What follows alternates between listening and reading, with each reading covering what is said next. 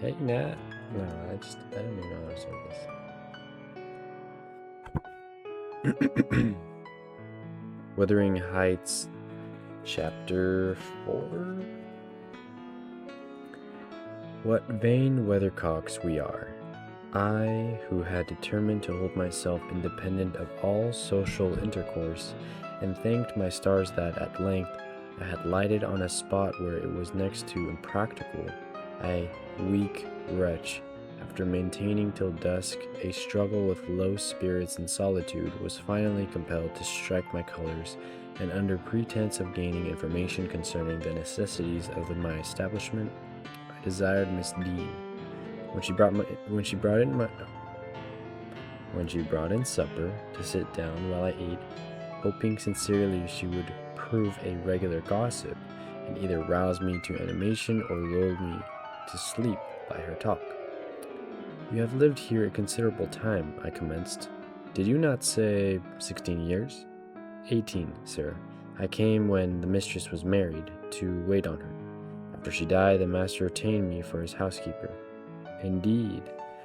There ensued a pause. She was not a gossip, I feared, unless about her own affairs, and those could hardly interest me. However, having studied for an interval with a fist on either knee, and a cloud of meditation over her ruddy countenance, she ejaculated, "Ah, times are greatly changed since then." "Yes," I remarked, "you've seen a good many alterations, I suppose?" "I have, and troubles too," she said. "Oh, I'll turn the talk on my Lord Landlord's family." I thought to myself, a good subject to start. Wait. Sorry. A good subject to start. And that pretty girl widow, I should like to know her history, whether she be a native of the country, or as is most... What the hell? Okay, I'm sorry. I should like to know her history, whether she be a native of the country, or, as is more probable, an exotic that the surly indigne will not recognize for kin. With this intention, I asked Miss Dean why Heathcliff left Thrushcross Grange, and preferred living in a situation and residence so much inferior. "Is he not rich enough to keep the estate in good order?" I inquired. "Rich, sir," he returned. "He has. Nobody knows what money, and every year it increases. Yes, he's rich. He's rich enough to live in a house. Oh my gosh, sorry. Yes, he's rich enough to live in a finer house than this, but he's very near, close-handed, and if he had meant to flit to Thrushcross Grange, as soon as he heard of a good tenant, he could not have borne to miss the chance of getting a few hundreds more. It is strange people should be so greedy when they are alone in the world. He had a son, it seems. Yes, he had one. He is dead." "And that young lady, Miss Heathcliff, is his widow?" "Yes." "Where did she come from originally?" "Why, sir, she is my late master's Why do I want to say granddaughter? Why, sir, she is my late master's daughter. Catherine Linton was her maiden name. I nursed her, poor thing. I did wish Mr. Heathcliff would remove here, and then we might have been together again." "What? Catherine Linton?" I exclaimed, astonished. But a minute's reflection convinced me it was not my ghostly Catherine. "Then," I continued, "my predecessor's name was Linton?" "It was." "And who is that Earnshaw, Hareton Earnshaw, who lives with Mr. Heathcliff? Are they relations?" Okay, sorry, I need to lower my chair. And I need to scoot in. Oh, sorry. And I probably need to smooth this. Okay. Page 49. "No, he is the late Miss Linton's nephew." "The young lady's cousin, then?" "Yes, and her husband was also... Well, yes, and her husband was also... Yes, and her husband was her cousin also, one of... Yes, and her husband was her cousin also, one on the mother's, the other on the father's side. Heathcliff married Mr. Linton's sister. I see the house at Wuthering Heights has Earnshaw carved over the front door. Are they an old family? Very old, sir. And Hareton is the last of them, as our Miss Cathy is of us. I mean, of the Lintons. Have you ever been to Wuthering Heights? I beg pardon for asking, but I should like to hear how she is. Miss Heathcliff? She looked very well, and very handsome, yet, I think, not very happy. Oh dear, I don't wonder. And how did you like the master? Oh, a rough fellow, rather, Miss Dean. Is that not his character? Rough as a saw edge and hard as a whinstone. Whinstone? The less you meddle with him, the better.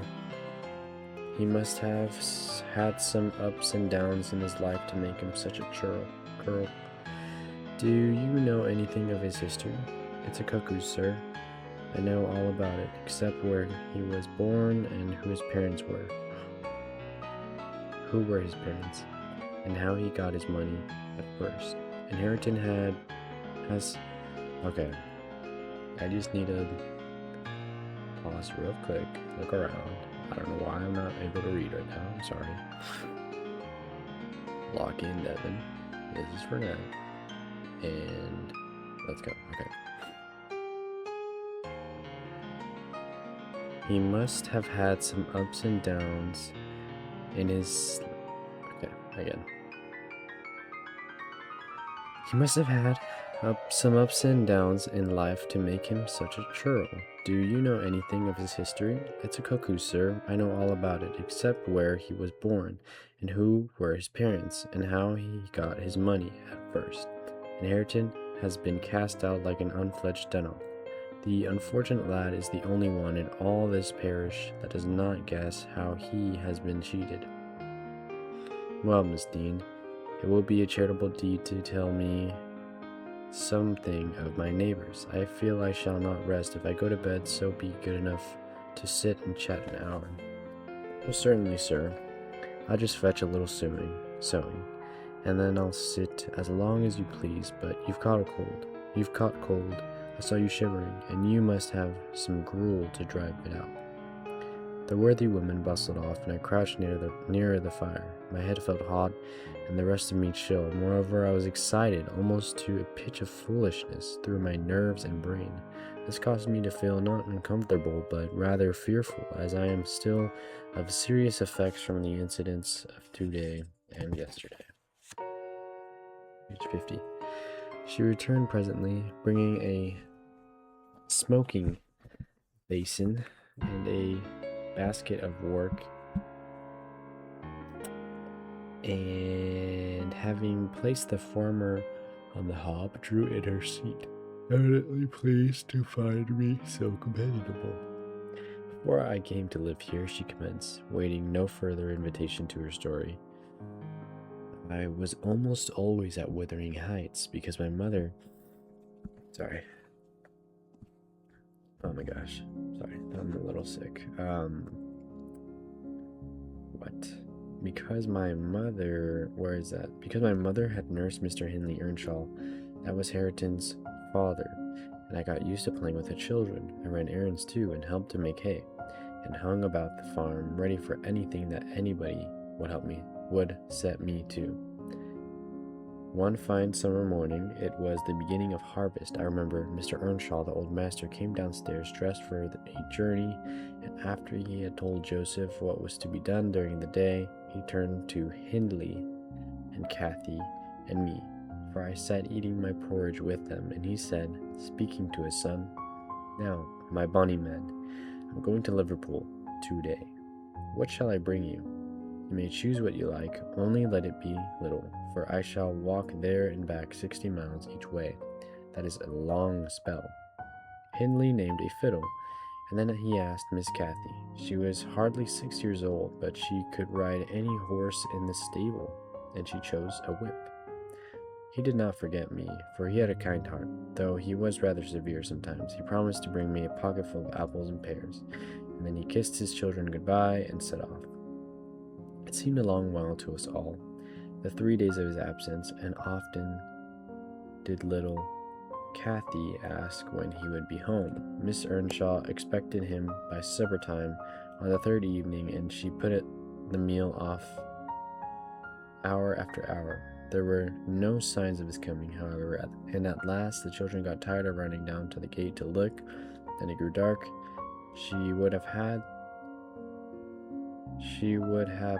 them to bed, but they begged sadly to be allowed to stay up, and just about 11 o'clock, the door latch was raised quietly, and in stepped the master. He threw himself into a chair, laughing and groaning, and bid them all a stand-off, or he was nearly killed. He would not have such another walk for the 3 kingdoms, and at the end of it, to be flighted to death, he said, opening his greatcoat, which he held bundled in his arms. See here, wife, I was never so beaten with anything in my life, but you must e'en take it as a gift of God, though it's as dark almost as if it came from the devil. We crowded round, and over Miss Kathy's head I had a peep at her dirty, ragged, black-haired child, big enough both to walk and talk. Indeed, its face looked older than Catherine's, yet when it was set on its feet, it only stared round and repeated over and over again some gibberish that nobody could understand. I was frightened, and Miss Earnshaw was ready to fling it out of doors. She did fly up, asking how he could fashion to bring that gypsy brat into the house, when they had their own bairns to feed and fend for, what he meant to do with it, and whether he were mad. The master tried to explain the matter, but he was really half dead with fatigue, and all that I could make out amongst her scolding was a tale of his seeing it starving and houseless, and as good as dumb, in the streets of Liverpool, where he picked it up and inquired for its owner. Not a soul knew whom it belonged, he said, and his money and time being both limited, he thought it better to take it home with him at once than run into vain expenses there, because he was determined he would not leave it as he found it. Well, the conclusion was that my mistress grumbled herself calm, and Mr. Earnshaw told me to wash it, and give it clean things, and let it sleep with the children. Hindley and Kathy contented themselves with looking and listening till peace was restored. Then both began searching their father's pockets for the presents he had promised them. The former was a boy of 14, but when he drew out what had been a fiddle crushed to morsels in the greatcoat, he blubbered aloud, and to Kathy, when she had learnt the master had lost her whip in attending on the stranger, showed her humor by grinning and spitting at the stupid little thing, earning for her pains a sound blow from her father to teach her cleaner manners.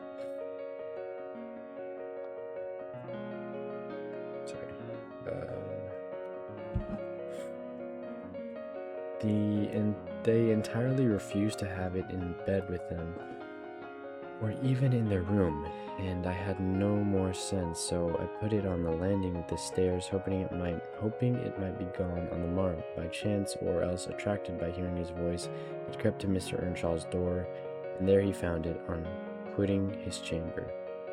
Inquiries were made as to how it got there. I was obliged to confess, and in recompense for my cowardice and inhumanity, was sent out of the house. This was Heathcliff's first introduction to the family. On coming back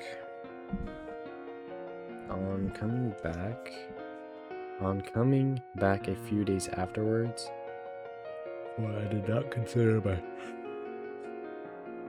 banishment perpetual, I found they had christened him Heathcliff. It was the name of a son who died in childhood, and it has served him ever since, both for Christian and surname. Miss Kathy and he were now very thick, but Hindley hated him, and to say the truth, I did the same. and we plagued and went on with him shamefully, for I wasn't reasonable enough to feel my injustice, and the mistress never put in a word on his behalf when she saw him wronged. He seemed a sullen, patient child, hardened perhaps to ill treatment. He would stand Henley's blows without winking or shedding a tear, and my pinches moved him only to draw in a breath and open his eyes as if he had hurt himself by accident, and nobody was to blame. The endurance made old Earnshaw furious when he discovered his son persecuting the poor, fatherless child, as he called him. He took to Heathcliff strangely, believing all that he said. For that matter, he said precious little, and generally the truth. And petting him up far above Cathy, who was too mischievous and wayward for a favorite. So from the very beginning he bred bad feeling in the house, and at Miss Earnshaw's death, which happened in less than 2 years after, the young master had learned to regard his father as an oppressor rather than a friend, and Heathcliff as an usurper of his parents' affections and his privileges, and he grew bitter with brooding over these injuries. I sympathized a while, but when the children fell ill of the measles, and I had to tend to them and take on me the cares of a woman, at once I changed my ideas. Heathcliff was dangerously sick, and while he lay at the worst, he would have me constantly by his pillow. I suppose he felt I did a good deal for him, and he hadn't wit to guess that I was compelled to do it. However, I will say this: he was the quietest child that ever nurse watched over.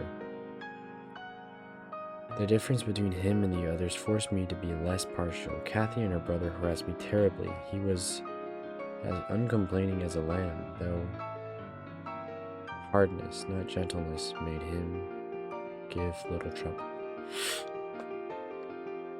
He got through, and the doctor affirmed it was in a great measure owing to me, and praised me for my care.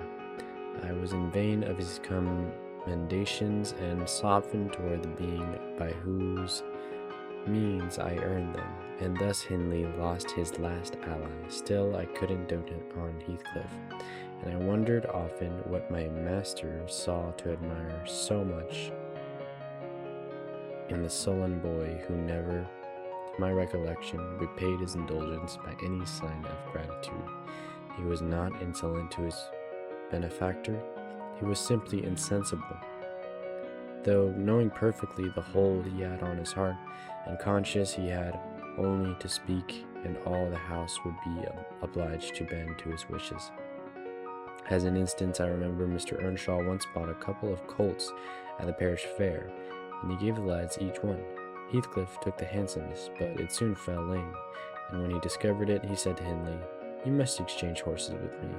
I don't like mine, and if you won't, I shall tell your father of the 3 thrashings you've given me this week, and show him my arm, which is black to the shoulder." Hindley put out his tongue and cuffed him over the ears. "You better do it at once," he persisted, escaping to the porch. They were in the stable. "You will have to, and if I speak of these blows, you will get them again with interest." "Off, dog," cried Hindley, threatening him with an iron weight used for weighing potatoes and hay. Page 54. "Throw it," he replied, standing still, and then I'll tell how you boasted that you would turn me out of doors as soon as he died, and see whether he will not turn you out directly." Hindley threw it, hitting him on the breast, and down he fell, but staggered up immediately, breathless and white, and had not I prevented it, he would have gone just so to the master, and got full revenge by letting his condition plead for him, intimating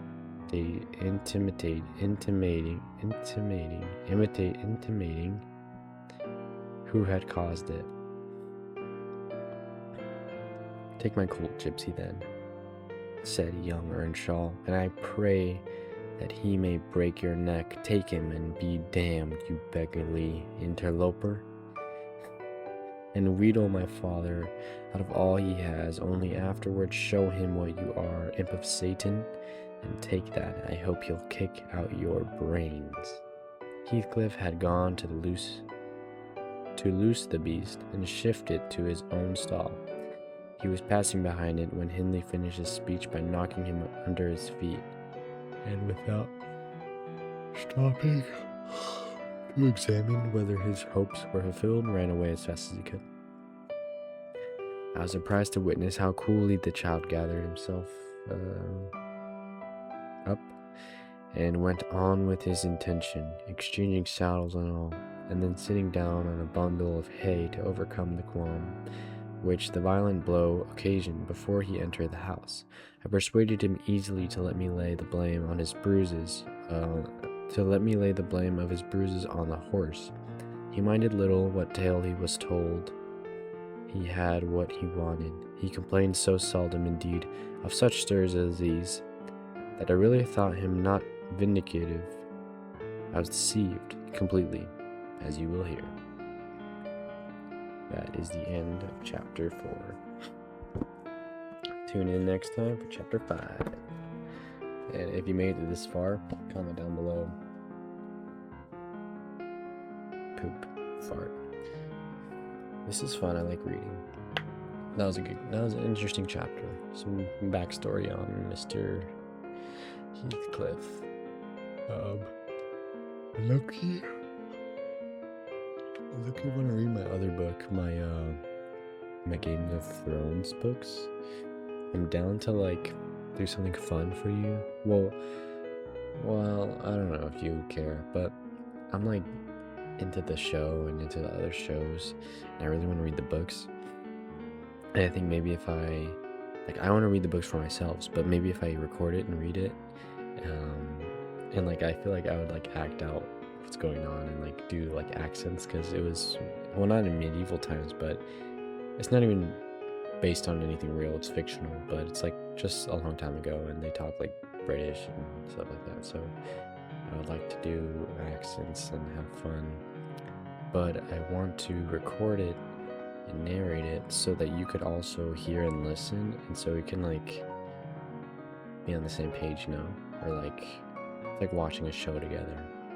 We could talk about it because you listen to whatever. But anyway, that'll be in a while, because dude, this book is 352 pages, and we just hit 55, and this is fourth video.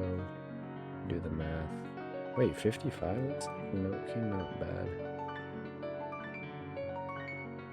Just need a lot more. But anyway, hope you enjoyed, and